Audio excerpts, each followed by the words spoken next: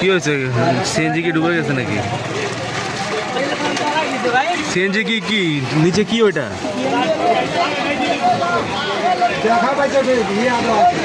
CNG কিসের মধ্যে চাপা পড়ছে মামা?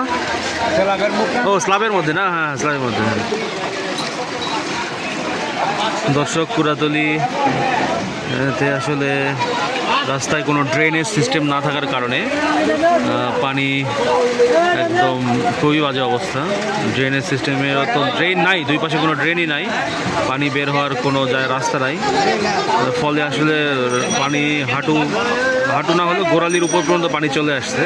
এই কারণে যে স্ল্যাব থাকে রাস্তায় সেটা আসলে দেখা যাচ্ছে না, এই জন্য সিএনজি স্ল্যাবের মধ্যে পড়ে গেছে সিএনজির চাকা। এই হচ্ছে অবস্থা। এমনিতে ঘিঞ্জি এলাকা, তার মধ্যে আবার পুরোটা একদম AIUB American international university Bangladesh থেকে শুরু করে কুড়াতলি বাজার পর্যন্ত পুরোটা রাস্তা ডুবে গেছে আর কি। আমি সেটাই দেখাচ্ছি। এই তুমি আবার ফেলো না, একদম পুরো রাস্তা ডুবে গেছে।